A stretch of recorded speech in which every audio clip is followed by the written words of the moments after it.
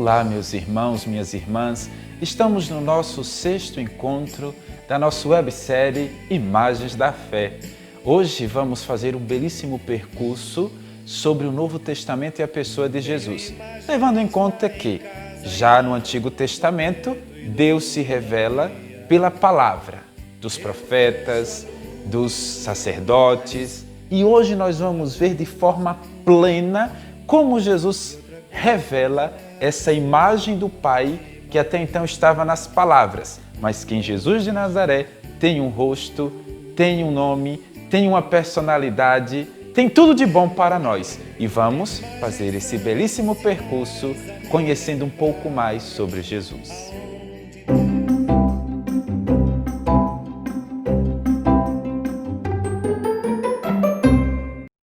O que significa para a fé cristã afirmar que Deus se encarnou? Muito obrigado pela pergunta. Temos que, de fato, compreender isso. Deus se encarnou.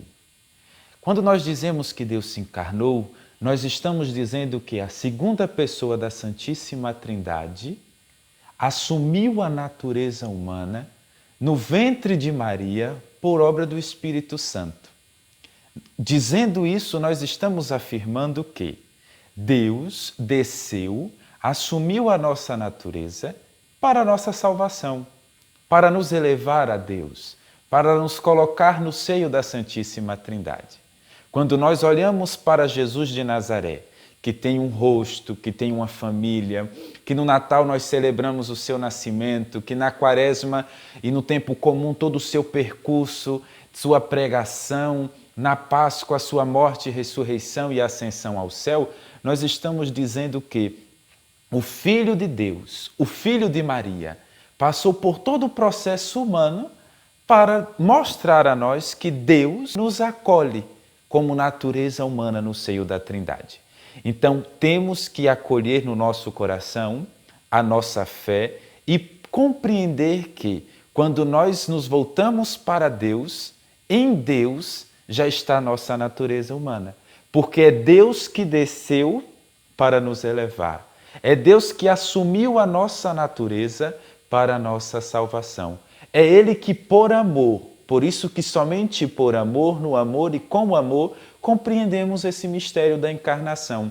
Um Deus que é apaixonado pela humanidade, que assume essa humanidade, que sofre todas as coisas, porque quer nos dar a dignidade. Então, é de suma importância para a fé cristã compreender, ensinar, pregar e exortar que naquela manjedoura, naquela cruz, naquele túmulo, estava um corpo, estava o nosso corpo, e nesse corpo de Jesus, o que aconteceu com ele é prelúdio do que acontecerá conosco. Por isso que é essencial para a nossa fé dizer que Deus se encarnou, se fez homem, montou a sua tenda entre nós, como nos ensina o prólogo de São João.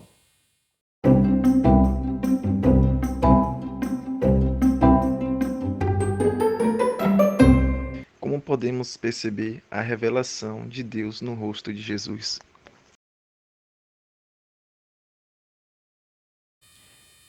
Muito obrigado pela pergunta.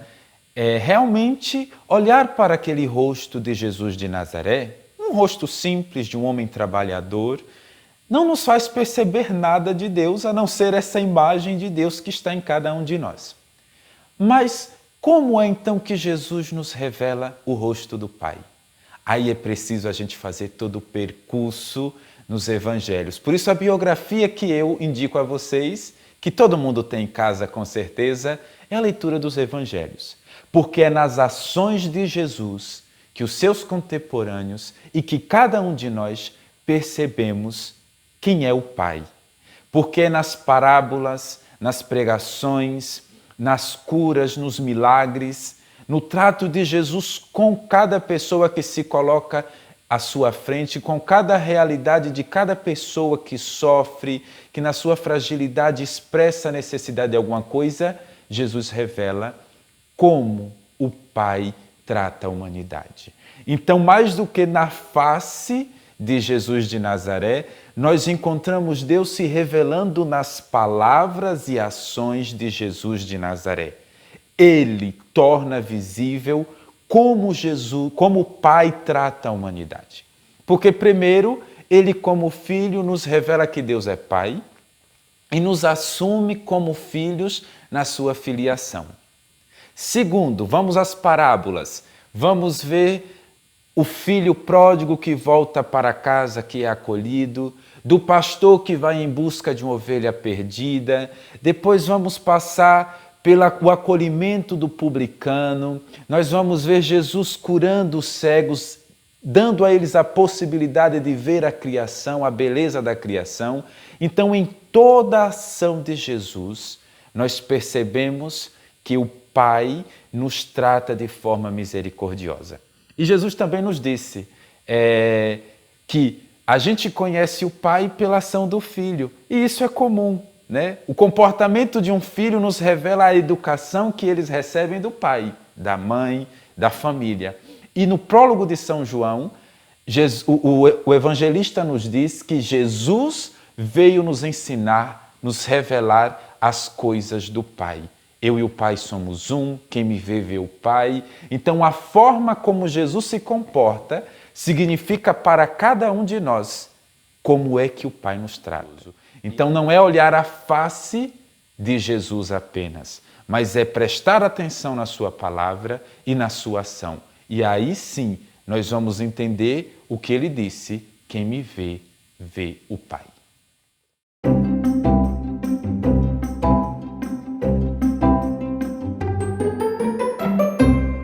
Qual a relação entre a encarnação, morte, ressurreição e ascensão de Jesus Cristo? Em pouco tempo responder isso, nós temos que fazer realmente um percurso por todo o Novo Testamento para compreender esses mistérios da vida de Jesus. Mas, para compreendermos de forma bastante sucinta, é entender que aquele que nasceu na manjedoura, que assumiu a nossa natureza, que nos revela o Pai, é aquele que pregou o Evangelho, que pregou sobre o reino de Deus, que nos deu a vida eterna, que tratou todas as pessoas de forma mais digna possível, restabelecendo não só a vida espiritual, mas também a vida social, porque o projeto do Pai para nós é um projeto de libertação total. Não é só espiritual, mas esses que são modificados espiritualmente têm uma implicação na sociedade, né? Nós temos que transformar a sociedade. Então ele, por causa desse desejo de transformação, foi crucificado. Não porque o Pai quis, mas porque se ele negasse toda a sua pregação, ele estaria negando o amor ao Pai. Então ele, por fidelidade, morre, mas na ressurreição nós vemos o triunfo do amor de Deus. Jesus é ressuscitado pelo Pai. E quando ele é ascendido ao céu, ele nos revela que também nós estamos lá. Então, tudo isso, qual a relação de tudo isso? É que Jesus se revelou para a nossa salvação. Para que, passando por tudo isso, a gente perceba que não é Deus brincando com a humanidade, mas é Deus que assumiu a humanidade, caminhou com ela, sentiu o mesmo sofrimento que ela, foi julgado pelos tribunais humanos, mas pela fidelidade a Deus, ele foi ressuscitado.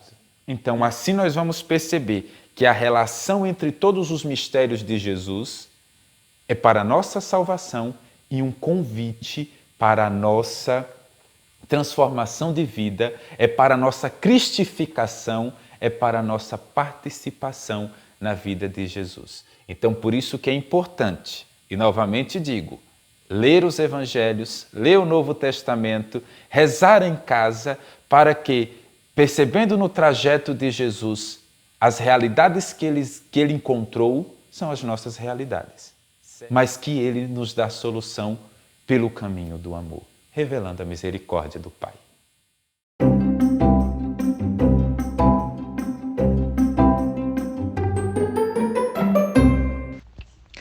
Quais os efeitos que a vida de Jesus provoca na vida dos cristãos? Muito obrigado. Realmente, nós que somos batizados, somos inseridos no mistério. Paulo nos ensina que somos participantes pelo batismo da paixão, morte e ressurreição de Jesus. E sim, existe uma implicação muito real na nossa vida. Porque se nós assumimos viver a vida de Jesus na nossa vida, nós temos que nos comportar como Ele. E você é insistente em uma coisa: e como posso conhecer Jesus de Nazaré? Lendo os evangelhos, lendo os escritos do Novo Testamento, e não ficar fundamentalista na letra, mas se deixar encontrar por ele, como com Paulo no caminho de Damasco, e modificar a vida. Nesse tempo de pandemia que estamos aí em casa, percebemos que a vida transformada não é revelada somente na pastoral, no templo da igreja, mas é no convívio em casa. As primeiras comunidades se reúnem em casa. As primeiras comunidades fazem as primeiras celebrações em casa. Paulo exorta as igrejas que se reúnem nas casas para dizer assim: olha, o que Jesus pregou, o que Jesus viveu, nós podemos viver na nossa vida. Através da oração, Jesus todas as noites está em constante intimidade com o Pai, ele sobe para a oração, ele reserva-se numa casa, para fazer o que? A ceia, e nessa ceia revelar o seu amor por nós, dizendo: este é meu corpo.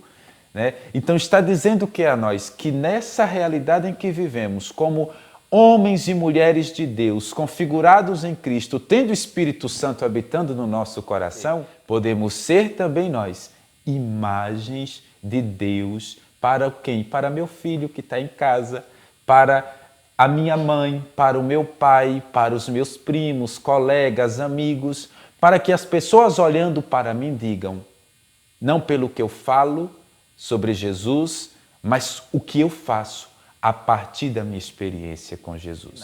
Coloquemo-nos também no segmento de Jesus e nós vamos perceber que não existe respostas prontas. Existe uma experiência de vida, existe uma experiência de amor que primeiro deve se sentir amado para depois amar. Assim, nós não vamos deixar de sofrer, mas o nosso sofrimento terá sentido e nós vamos saber que a cruz não é a última palavra, que Deus vai nos ressuscitar em cada momento da nossa vida. Não importa se esta imagem é a imagem verdadeira ou se não é.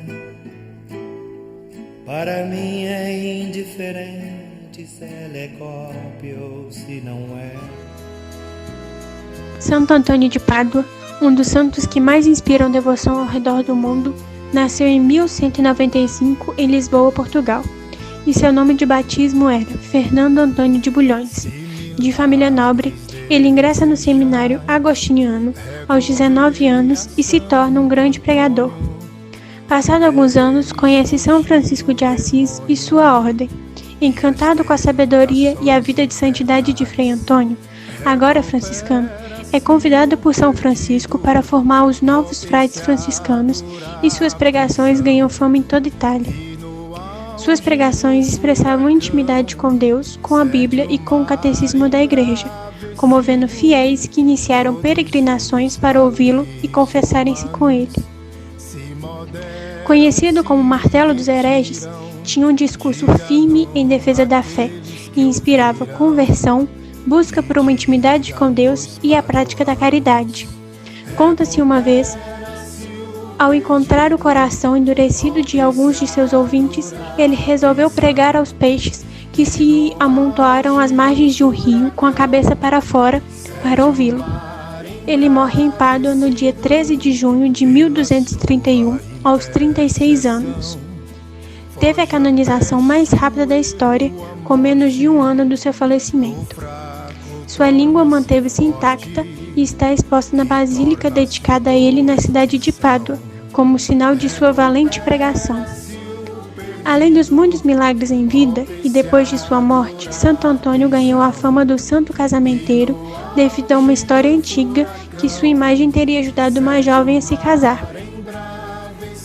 Essa fama se estende a vários costumes populares ligados à sua imagem, como retirar-lhe o menino Jesus, virá-la de ponta cabeça e ainda o pão de Santo Antônio, sinal da providência divina. Mas acima dessas devoções está o seu testemunho cristão guardado numa coleção de sermões e que lhe atribuiu o título de doutor da Igreja em 1946. Que Santo Antônio possa interceder por nossa caminhada de fé, além da confiança na sua poderosa intercessão por tantos milagres, possamos nos inspirar nas suas virtudes evangélicas e no seu ardor missionário. Santo Antônio de Pádua, rogai por nós.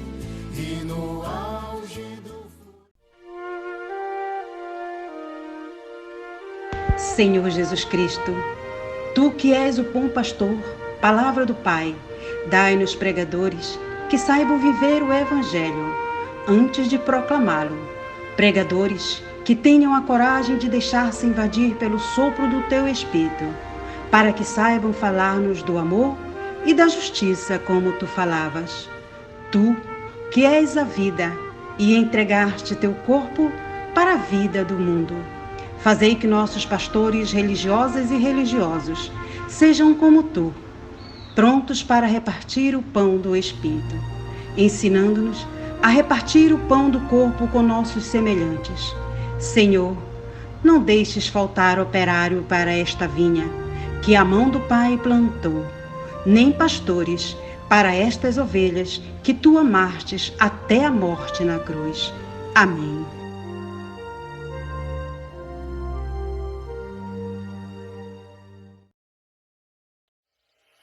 Continue participando conosco da série Imagens da Nossa Fé, através das nossas redes sociais.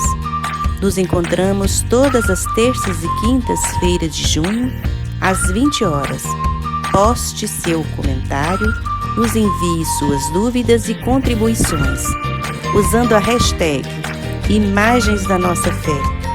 O Carmelo e você sempre conectados. Participe!